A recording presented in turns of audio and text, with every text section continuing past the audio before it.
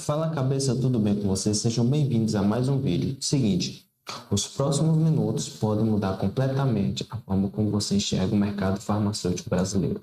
Não pule o vídeo porque você vai saber que por trás dos jatinhos particulares, dos relógios de 6 dígitos e da narrativa quase cinematográfica que domina as redes sociais, está sendo jogada uma das maiores partidas financeiras do Brasil e a mais arriscada e calculada da última década. E se você acha que isso é só uma fofoca de empresário ou pânico na internet, prepare-se. A verdade é muito mais fria, muito mais técnica e principalmente muito mais perigosa do que qualquer vídeo viral pode sugerir. Lembrando a vocês de curtirem o vídeo, tá? Deixarem um like, se inscrever no canal e ativar o sininho para que o YouTube notifique vocês toda vez que eu postar um vídeo novo aqui, beleza?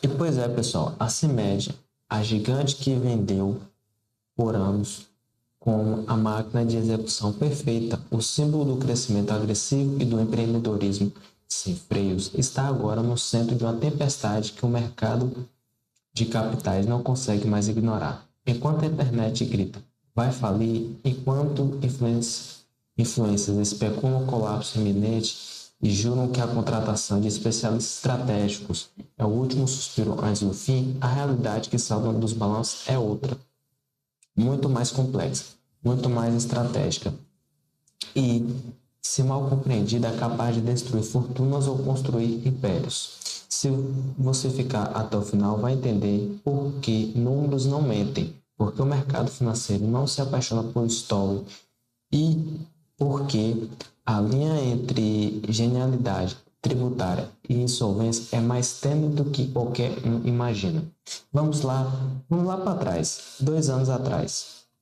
A farmacêutica mais barulhenta do Brasil acumulou metas não cumpridas, lucros em colapso, um sócio soberano que entrou com bilhões, mas ainda não trouxe a salvação esperada, e o golpe que ecoou nas mesas de análise, rebaixamento pela Fitch Ratings, uma agência que dita o custo do dinheiro no mundo inteiro, olhou para os números da CIMED e disse: o risco aumentou, a situação não é positiva. E não foi por capricho. O amarelo do brand nunca foi tão ambíguo. Por mais que a liderança domine as timelines com histórias de sucesso, voos privativos e uma aura de invencibilidade quase hollywoodiana, o mercado não se deixa seduzir por imagem. Ele olha para os demonstrativos financeiros. E foi lá nos relatórios que ninguém posta no TikTok que os analistas encontraram os primeiros sinais de alerta. Em 2024, a empresa fechou com faturamento de 3,6 bilhões, um crescimento de 22% que para qualquer negócio seria motivo de festa. Mas para um grupo que jurou de pé junto que bateria 4 bilhões, um sinal vermelho piscando no painel. O lucro recuou. A alavancagem ultrapassou 2,5 vezes o EBITDA e a KPMG, a auditoria independente, acendeu o farol amarelo. Os contratos comerciais com redes varejistas precisavam de transparência. Menos opacidade, mais clareza, porque quando uma empresa embute um pedágio financeiro para garantir espaço na prateleira e o auditor pede explicação, o mercado desconfia. E desconfia. No mundo financeiro, a desconfiança é o primeiro passo para o encarecimento do crédito. Mas a história não para por aí. Em março de 2025, entra em cena um jogador de peso global, a GIC, o Fundo Soberano de Singapura, um dos maiores investidores do planeta, comprou 12,5% da empresa em uma operação que moveu R$1 bilhão.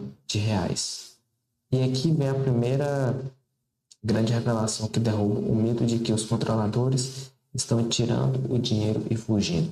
A transação foi primária.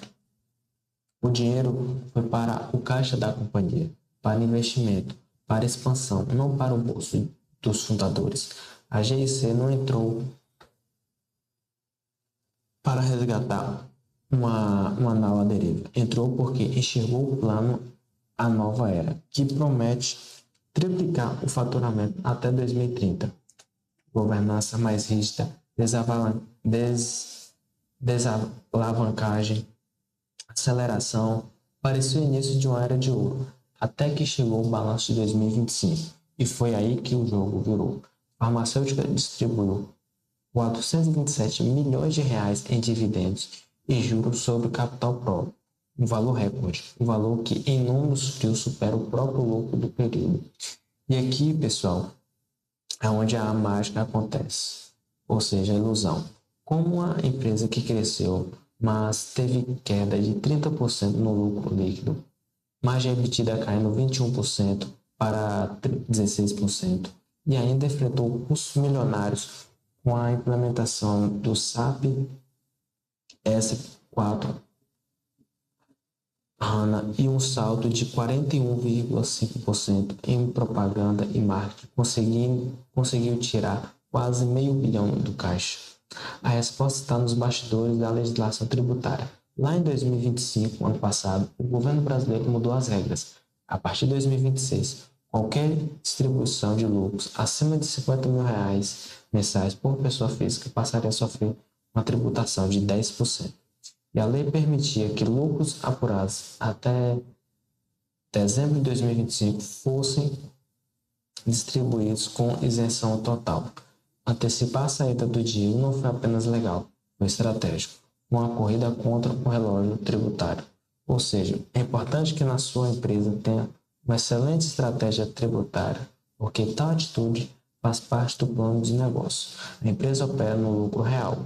Nesse regime, os juros pagos sobre empréstimos e debêntures são dedutíveis na base de cálculo do IRPJ e da CSLL. Em outras palavras, pegar dinheiro emprestado reduz o imposto.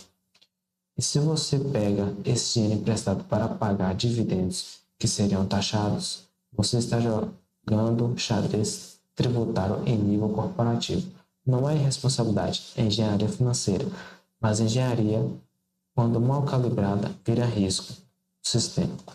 E é exatamente aqui que o cenário se torna dramático, porque para viabilizar esses 427 milhões de reais de distribuição, a companhia não usou o caixa gerado pela operação, ela usou o caixa emprestado.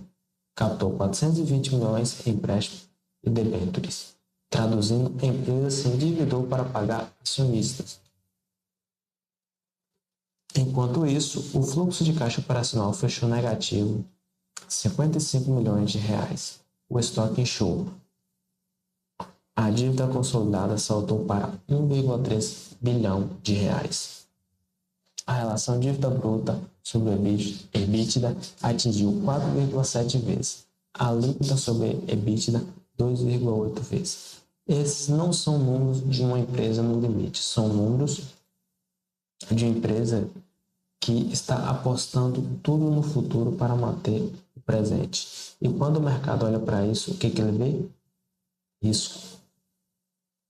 A Fitch não rebaixou a nota AA+ para AA por modismo. Ela rebaixou porque a confiança no fluxo de caixa futuro foi abalada. Porque quando a empresa distribui mais do que gera, o mercado pergunta: e se o plano de expansão atrasar? E se a concorrência apertar? E se os juros subirem? A perspectiva pode ser estável, mas a régua subiu. O custo do capital vai aumentar. Cada real novo será mais caro, cada margem de erro menor. E é por isso que as redes sociais estão em polvorosa. É por isso que falam em falência iminente ou contratação de especialistas em crise silenciosa. A maioria não entende que expansão agressiva consome caixa antes de gerar retorno. Quer entrar em novos segmentos,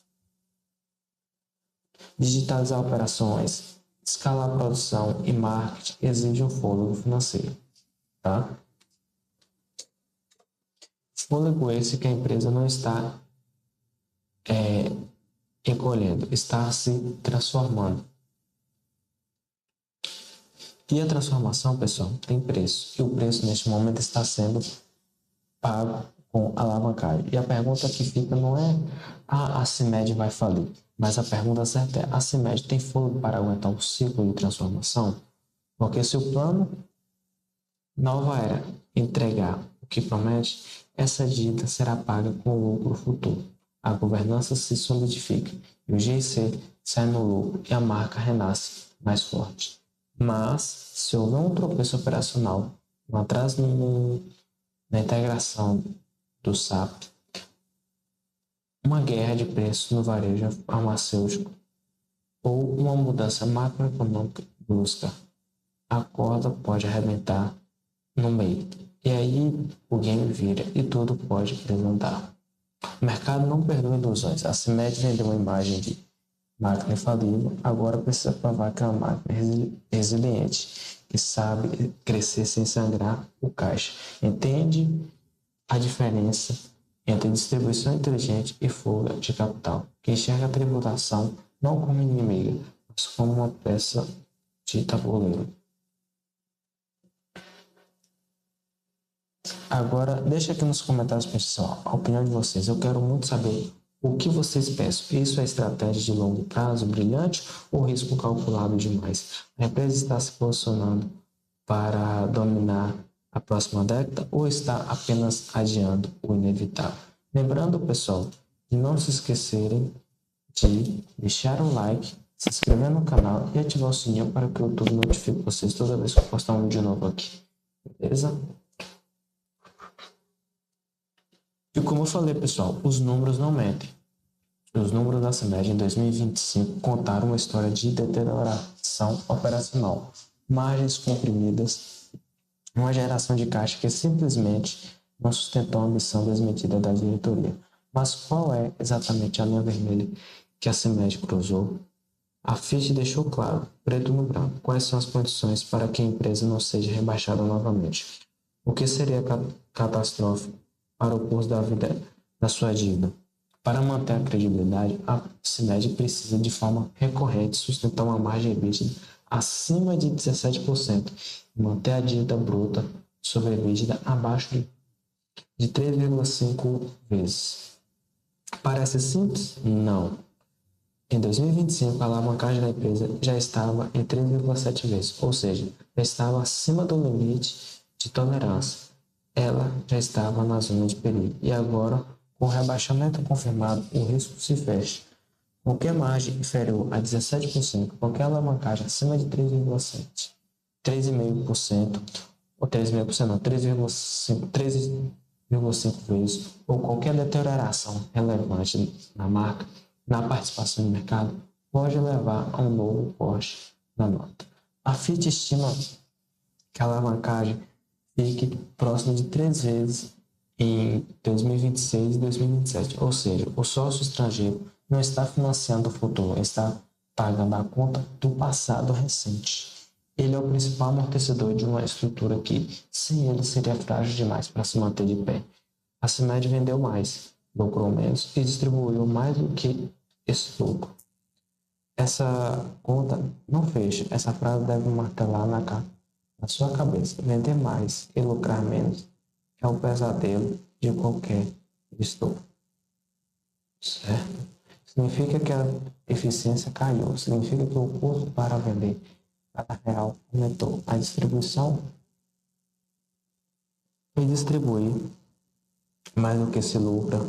Isso é o ápice da engenharia financeira agressiva. É pegar dinheiro emprestado, dívida nova, para pagar dividendos ao acionista. É usar o crédito futuro para remunerar o presente. E agora, mergulhamos no coração da estratégia que divide opiniões e gera tanto amor quanto ódio. A transformação da CIMED de uma farmacêutica focada em genéricos e contratos B2B, ela quer se tornar uma gigante de bens de consumo de saúde. Quer ser uma marca de estilo de vida. É aqui que entra o fator do orgulho. A pasta de dente, o desodorante, o Carmed, a maquiagem, a aquisição da Ice Fresh, a entrada no mercado de beleza, a meta é ambiciosa, 50% de faturamento vindo desse novo segmento até 2030. Mas há uma armadilha nessa narrativa que poucos percebem. Bens de consumo têm margens de lucro bem menores que medicamentos genéricos. É um jogo de volume, não de margem. Se a CIMED dobrar o faturamento nesse setor, o lucro não vai dobrar. Vai crescer sim, mas a rentabilidade por real vendido cai. E para conquistar esse mercado, a CIMED não está brincando de gente grande. Ela está declarando guerra direta contra colossais centenárias, Colgate, Rexona, Listerine, Nivea, gigantes globais com décadas de confiança consolidada, distribuição capilarizada e orçamento de marketing bilionário. João Adib Marques acredita que a força da marca pessoal, a exposição nas redes sociais, a figura carismática do rua e a onipresença digital podem quebrar essas barreiras. E em parte pode. A visibilidade é inegável, mas visibilidade não paga dívida. Visibilidade não reduz a alavancagem. Visibilidade não convence fit rate. Quando você vai à farmácia, você vê a pasta de dente da Carmed, ela está na prateleira de destaque ao lado das líderes de mercado? Ou está escondida, competindo por espaço com marcas que o consumidor compra por hábito, por confiança, por preço? Muitos consumidores relatam que, apesar do hype, o produto não entrega a mesma sensação de frescor ou não tem a mesma penetração no ponto de venda. E no varejo, que não está na prateleira, não existe. O risco dessa travessia é monumental. A combinação de 2025 e 2026 concentrou num prazo curtíssimo uma tempestade perfeita. Lucro caiu 30%, caixa operacional negativo, dividendos financiados por dívida, downgrade e rating com recurso negado e um sócio soberano que ainda não entregou metade do capital prometido.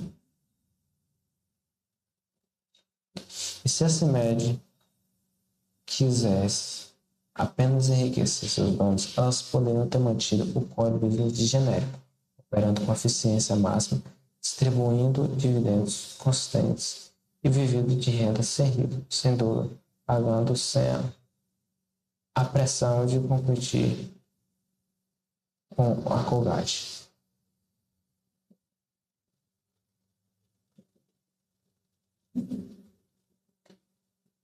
Enquanto isso, o mercado observa, os analistas calculam, as agências de rating monitoram cada movimento. E você, espectador, tem a chance de entender o jogo por trás dos panos. Não se deixe levar pela inveja e pela admiração cega.